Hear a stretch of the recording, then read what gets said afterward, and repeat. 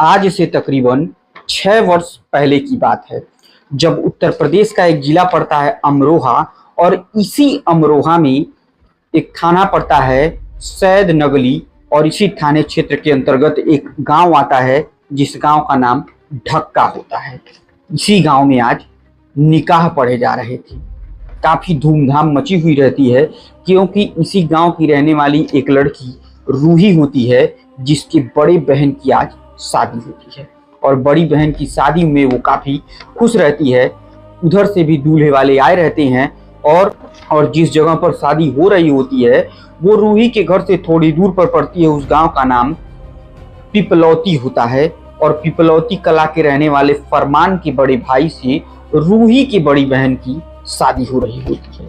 अब आप सोच रहे होंगे कि मैं रूही और फरमान के बारे में क्यों बता रहा हूँ, क्योंकि दोनों एक दूसरे को जब पहली नजर में ही देखते हैं तो अपना दिल दे बैठते हैं।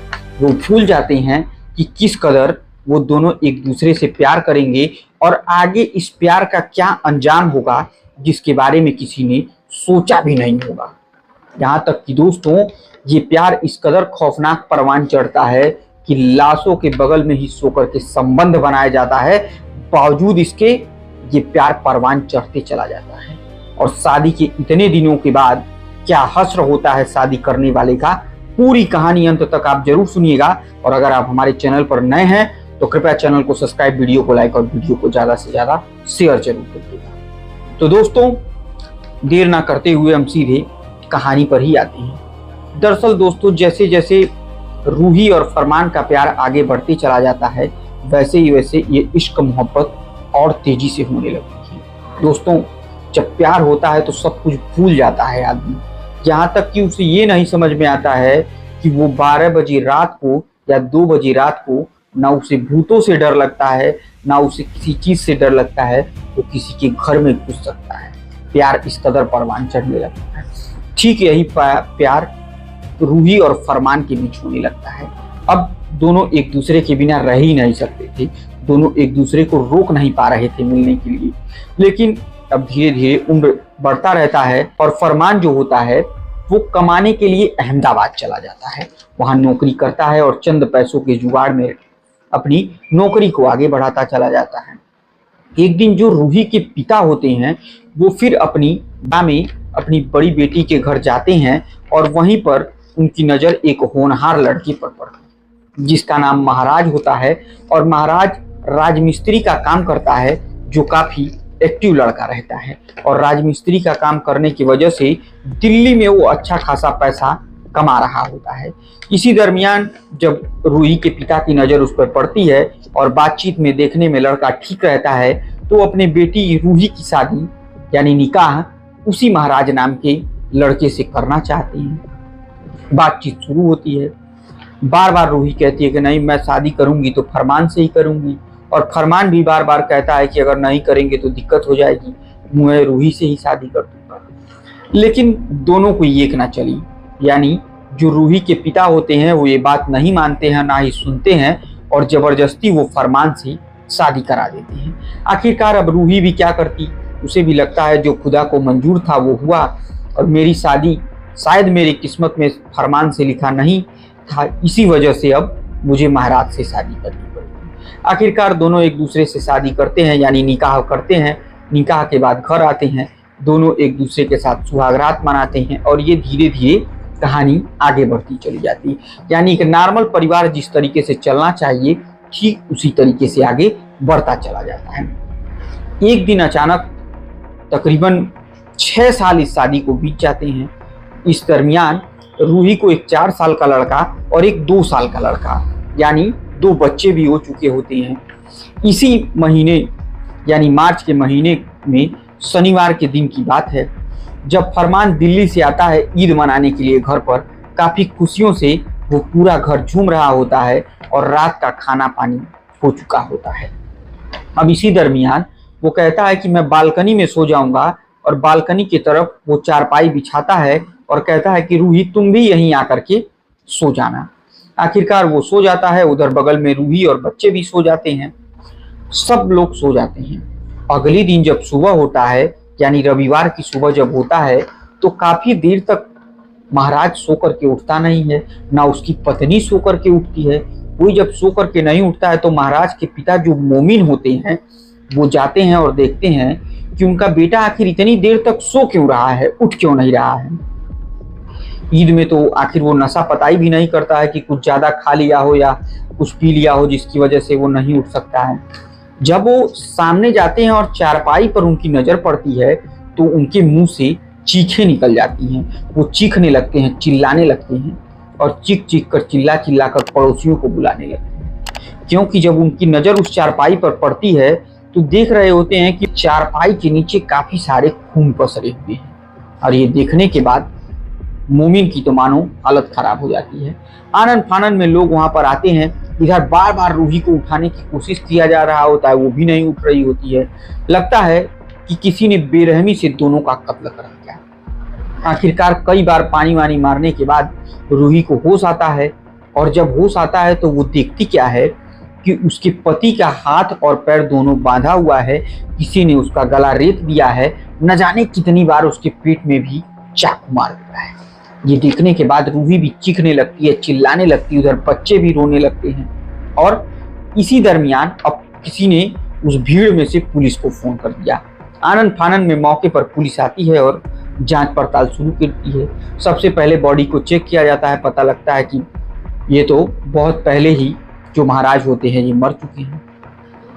पुलिस इस पूरे घटनाक्रम को ध्यान से समझती है और रूही को बुलाती है, पूछताछ के लिए पूछती है कि भाई कैसे ये इतनी बड़ी घटना हो गई और आप बगल में सोई थी, आपको कुछ पता नहीं चला।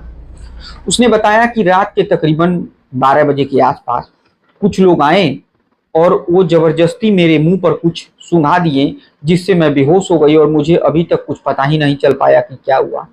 और उसके बाद उन लोगों ने महाराज के साथ क्या क्या किया मुझे कुछ भी पता नहीं।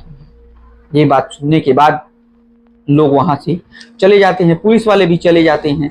लेकिन पुलिस वालों को ऐसा लगता है कि किसी के पति का जब गला कटेगा जरा सा तो वो चीखा होगा, चिल्लाया होगा।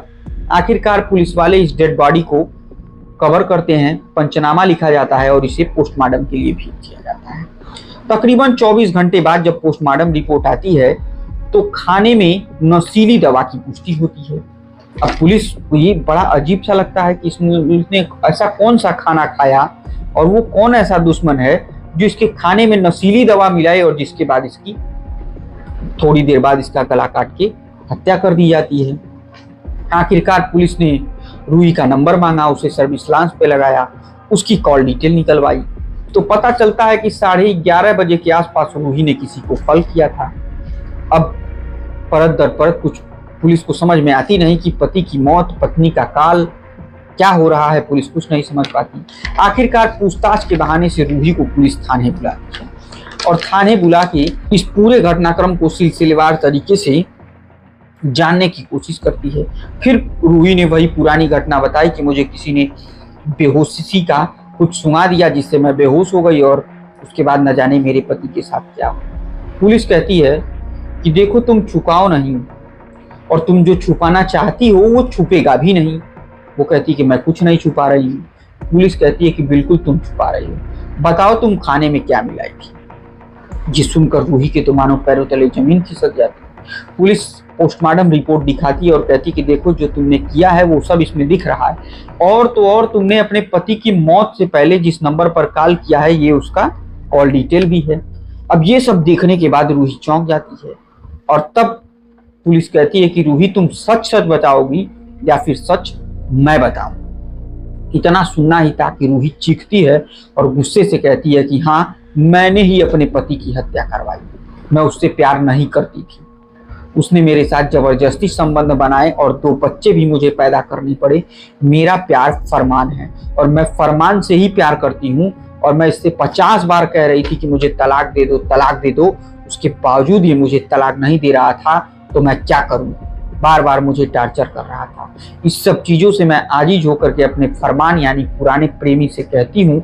फिर हम लोग, फरमान का एक और दोस्त होता है, यानी हम तीनों लोग मिलकर के ये प्लान बनाते हैं और उसके बाद इसे हमेशा हमेशा के लिए मौत के घाट उतार देते हैं। हालांकि मुझे इस बात का अफसोस है कि अब मेरे 2 बच्चों का क्या होगा, लेकिन मैं इस जिंदगी से तंग आ चुकी थी जिसकी वजह से मुझे इतना बड़ा कदम उठाना। अब जैसे ही रूही इतना गुनाह कबूल करती है, आनन फानन में पुलिस फरमान की खोजबीन करती है। थोड़ी ही देर बाद फरमान को भी गिरफ्तार कर लिया जाता है और इस पूरे घटनाक्रम की जानकारी जैसे ही महाराज के घर वालों को और रूही के मायके वालों को दिया जाता है, दोनों परिवार सन्न रह जाते हैं। इधर उसके बहन का भी परिवार सन्न रह जाता है रूही की। वो लोग सोच नहीं सकते थे कि जो लड़की 6 साल अपने पति के साथ बिता देती है, 2 बच्चे पैदा कर देती है, उसके बावजूद वो अपने पति की हत्या करवा सकती है। और इस पूरे घटनाक्रम से न सिर्फ अमरोहा जिला बल्कि पूरा प्रदेश हिल जाता है कि जब उसने गुनाह में एक लाइन कबूल की कि जैसे ही ये तड़पता है और मरता है, उसी दरमियान हम दोनों ने इसके सामने ही संबंध बनाए ताकि उसे लगे कि वो कितनी बड़ी गलती कर चुका है। मानो पूरा थाना हिल जाता है इस कुकृत्य को सुन करके, इस बड़ी घटनाक्रम को सुन करके। और आखिरकार अब दोनों आरोपियों को गिरफ्तार करके जेल भेज दिया जाता है। मुकदमा चलेगा और शायद कड़ी से कड़ी सजा इन दोनों को मिलेगा। तो दोस्तों, मुझे लगता है कि अगर तुम्हें शादी नहीं करनी थी तो शायद रूही के पिता को भी इस तरीके से दबाव नहीं बनाना चाहिए था और जबरदस्ती किसी दूसरे से शादी नहीं करानी चाहिए थी। और दूसरा पहलू ये भी हो सकता है कि रूही के पास भी तमाम मौके थे, उसे भाग जाना चाहिए था, उसे महाराज से सारी बातें खुल के पहले ही बता देनी चाहिए थी। लेकिन इन सब चीज़ों के बाद अगर आप किसी से शादी कर लेते हैं, 6 साल गुजार देते हैं, उसके 2 बच्चों को भी पैदा कर देती हैं, उसके बाद उसके साथ इस तरीके के घटनाक्रम को अंजाम देना काफ़ी निंदनीय है। कमेंट के माध्यम से आप हमें जरूर बताइएगा कि आप हमारी कहानी को कहाँ से देख रहे हैं और आपका क्या नाम है, ताकि हम हर वीडियो में आपका नाम ले सकें और लोग भी जानें कि आप इस तरीके की कहानी सुनते हैं। और एक बात और जरूर कमेंट में लिखिएगा कि आप इस तरीके के लोगों को क्या सजा मिलनी चाहिए, कमेंट के माध्यम से जरूर बताएं। तो ये थी दोस्तों आज के जुर्म के वर्चस्व की कहानी। उम्मीद करते हैं कहानी से आपको बहुत बड़ी सीख ली होगी और इस सीख से सदैव सतर्क रहिए, सावधान रहिए। और अगर आप हमारे चैनल पर नए थे तो कृपया चैनल को सब्सक्राइब, वीडियो को लाइक और वीडियो को ज़्यादा से ज़्यादा सब्सक्राइब कीजिए ताकि हमारा मनोबल और बढ़ता रहे। तब तक के लिए मुझे दीजिए इजाज़त। जय हिंद, जय भारत।